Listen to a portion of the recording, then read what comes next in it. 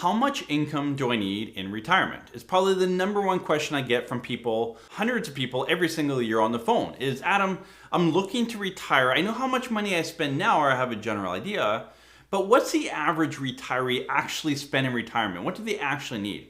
So we're going to cover that off in this video. I'm going to go through some data that we have out of both Canada and the US, but I also want to share stories that we have from dealing with clients. What is the average that we see here in our office and across Canada, as well as give you some tips on where this money is going and how to best prepare for retirement income as you get closer to retirement. If we look back the last few years, obviously inflation has spiked. Now, it started to cool down a little bit, but the last 2 to 3 years, with inflation spiking, we've seen the need for more money, but we've also seen a trend of people that were looking to retire are continuing to work maybe in a part-time basis or 1 or 2 days a week, but is to earn a little bit of extra money because they had planned for, when I retire, I'm going to need X. And now with high inflation, they need a little bit more. And so, instead of going through a financial plan with a planner, they say, I'll just work a bit longer, I'll work part-time, whatever it is. So as you get closer to retirement, one tip I have for all of you is to get a general idea about how much money you're currently spending. Now, I know you say, Adam, doing a budget is just not my thing. I'm past that point in my life, and I get it. I would say 5% of people heading into retirement actually work on a budget. Those of you that do, great, but the majority of you don't, and that's okay. But you should have a general idea within about $500, maybe up to $1,000 a month, what you currently spend. Now, you can do lots of reading out there and they'll say, look, whatever you spend pre-retirement, you should have 70 to 80% post-retirement. And that's a great general idea on how much you need. For most of you, as we go into retirement, I say, if you can keep it at 70, 80%, great. If you can keep it close to 100%, even better. Especially in that go-go phase of retirement, the more money we have, the better off we are. And that's where we're kind of building a plan. Flatline your plan first off and then ladder it up. If you can get close to 100% of what you were collecting pre-retirement, well, you can kind of keep your lifestyle going instead of all that extra money that you were spending on commuting to work and miscellaneous stuff.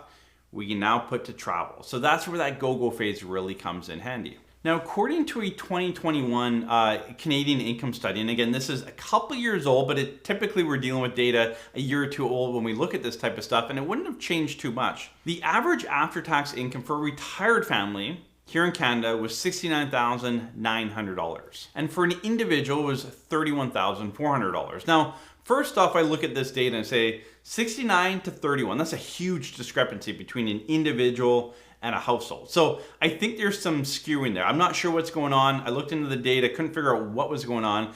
But typically, when we see come into our office, there's not that much of a spread. And I will say this, if you're heading into retirement, typically, if you need $60,000 as a couple, typically you're going to need 45 to 50 as an individual. As you know, common sense says you don't need half the amount. You need probably about 75% of what a couple would need. So when I see data like this of 31 to 69, that's a big spread. I think there's some misinformation here. So I take this with a grain of salt. Now, out of the US, the same kind of data showed that the average household income was about $55,000. So again, $69,000 here in Canada for a household, for a couple, 31 for an individual. In the US, they kind of took it as a household as well at $55,000 in US dollars. Kind of equates up to 69,000 or close to, depending on what day you look at the exchange rate. But you're looking at about $70,000 Canadian in Canada here for a household. Now, do you need that much? Again, in the States and in Canada, data shows that your typical household spending about $60,000 a year in expenses. So there's a lot of expenses going out even in retirement. Now, you might be someone sitting there say, $60,000, I don't spend near that today, or maybe you spend way more than that. Now, I want to talk about our experience with our clients working here. So we've done hundreds of financial plans for Canadians coast to coast. I would say our average household, whether it's an individual or a couple, I'm going to kind of combine them into one, the average would be about $5,000 to $7,000 after tax a month. That's kind of a very common number. Now, I will say this, the service that we offer is a retirement planning service. It's a consultancy. Now, there's a cost to that. So I would say people that are hiring us, I would say typically would be on the medium to high end of income and assets. So our number might be skewed a little bit because the average in Canada is a little bit lower, but definitely our clients that come to us, I would say the average is 5 to 7. Now we have people that only need 3 to 4, we've had clients ask for $15,000 to $20,000 after tax a month. Now, again, they're doing very lavish travel and that kind of stuff. They have a very high expense. So, it does vary. Average though, I want to look at the average in this video, and I would say for us, the clients, the plans that we do, $5,000 to $7,000 in the go-go phase of retirement. So let's say you need $6,000 a month after tax, $72,000 a year in the go-go phase. It'll probably drop to about $60,000 or $5,000 a month, and then down to about $4,500 or so. So that's kind of the laddered strategy I would look at for your average plan here in Canada. Again, definitely have extremes on both ends, but 5 to 7 would be your typical average for what we see coming through our office. Now I want to look at where are these expenses going? Where does $6,000 a month come from? And also where does the revenue come from to pay for these expenses for your average retiree? So the average retiree will spend about $15,000 to $20,000, if not a little bit more, on housing. Now again, if you have a mortgage, it's going to differ from if you own your house. If you live in a condo, your housing cost is actually typically a bit higher because of strata fees. Even though you have to take care of your home, strata can be quite expensive. So it's about 35 to 40% still in retirement are spending their money on housing. Housing is a huge cost even as you go into retirement. Transportation equates to about 15% of your budget, so $7,000 to $10,000 per year just for transportation. Then that's owning a vehicle, insurance, gas, all that kind of stuff, as well as transportation while traveling, that kind of stuff. So there's a lot of money that goes into getting around. And my grandpa just died a few weeks ago, and my grandma still has a vehicle. And I was talking to my dad the other day about this and saying, grandma should just sell the vehicle and do Uber. It would be way cheaper. We kind of broke down the numbers, and it would definitely be more cost efficient for her to just take Uber around town wherever she needs to go because she doesn't drive that much. But there's part of, I want to keep my driver's license and keep, have that flexibility and the freedom to have and be able to drive wherever I want. So again, if you're someone entering retirement with 2 vehicles, consider getting rid of one. How often are you using both vehicles at the same time? Probably very little. So get rid of one vehicle. If you do have an overlap, as long as you don't live out in the countryside, you can probably get an Uber to take you here and there, wherever. And it's very reasonable. Healthcare costs is another big expense. Again, 10 to 15% of your retirement income. And again, in the US, it might be a little bit higher. That's what the data shows, is people are spending a little bit more in the US for healthcare for obvious reasons. But I would say $3,000 to $5,000 a year would be a good budget for healthcare through retirement. Now, again, there's going to be some years that you use a lot less, but there's going to be some years where you have maybe some dental issues or whatever it is, and you have more costs. There's some dental programs coming in Canada. We're going to have a video on that really soon. So stay tuned for that video. But again, healthcare costs do run up in retirement. Now, they're not typically, you'll have kind of the white elephant in the room where someone has $25,000, $30,000, $40,000 a year of healthcare costs. Typically, $3,000 to $5,000 would be a good budget going forward into retirement. Food and utilities are the last 2 things. I know food has been a huge increase over the last few years. Typically, you're going to spend about 10 to 15% of your retirement income on food and about 5 to 10% on utilities. So that kind of rounds out, gets you to close to 100% depending on your weighting there. But that's where a lot of your money goes. Now, the one thing I haven't mentioned on there obviously is travel. And that's kind of the added feature in there. And that's where I want to say, create your baseline for what you need in retirement. As far as what do I need for income, add everything up. What's that baseline? And then layer it up from there. If you have more money in your retirement, front end load it with that laddered income strategy. Give yourself more so you can go travel. You can do things that you're able to do. Again, when you hit retirement, you only have so much time before time just kicks in, your health starts to go, you're unable to travel, do a lot of things you like to do. Typically, that's in your early 70s. So think about date of retirement to 75, let's say. You want to front end load that.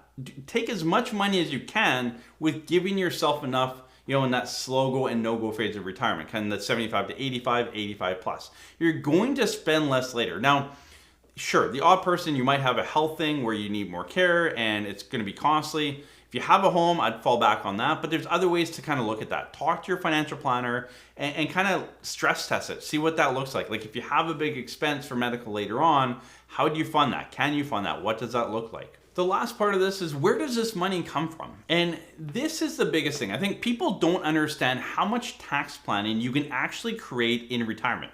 For the majority of you watching this video, you were an employee. You collected a paycheck, they took off the right amount of tax. If you wanted any type of tax planning, you put money into an RSP or you made a donation, and that's it.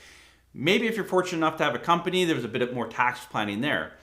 When you hit retirement, there is so much tax planning, tax deferral that you're able to do, and most of you are missing out on this. And this is where a well-built retirement plan can come into play.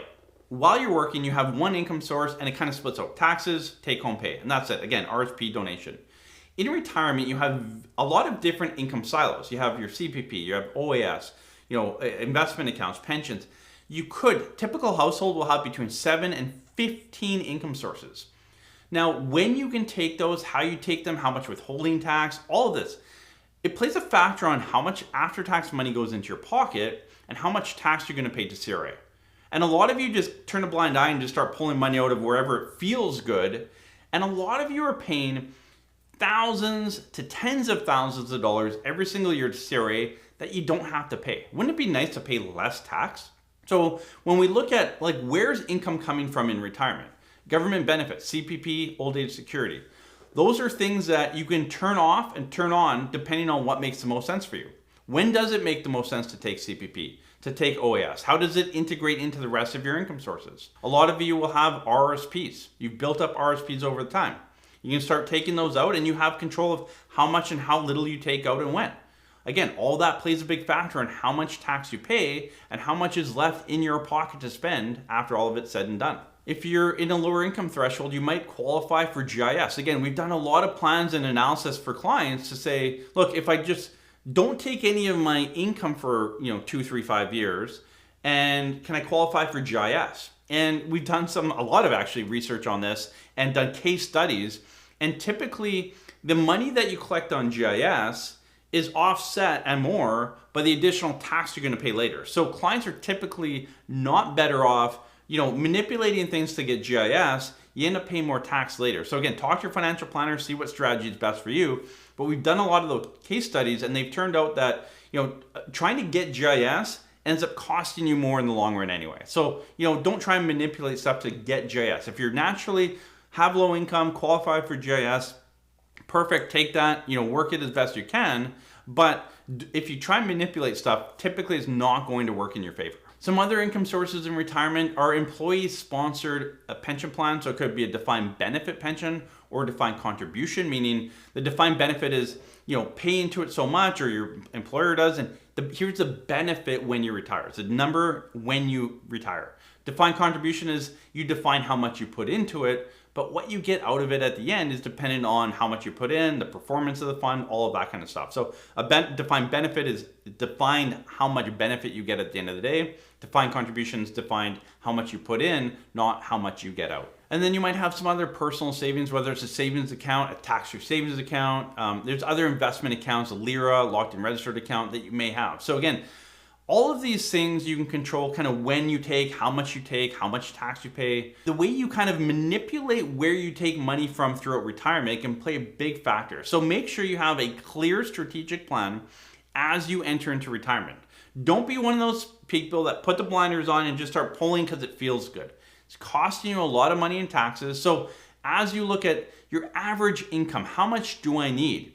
You can drive up your income based on where you pull money from and how you kind of time different income sources through retirement. So figure out what you need. You might want to figure out, do I average out, close to average? I would say the average person, average household in Canada and through the US is going to be in that $60,000 to $70,000 range. Bit of a range, but that's where most people fall. Some are higher, some are lower, obviously. But see if you fall in that average. And if you do, see if you're spending in those same places that the average Canadian, average American are spending with their retirement income sources. So as you get close to retirement, don't just look at the averages, but understand how can you take what you've built up. You've worked hard to build this up. How do you put more money back in your pocket after tax?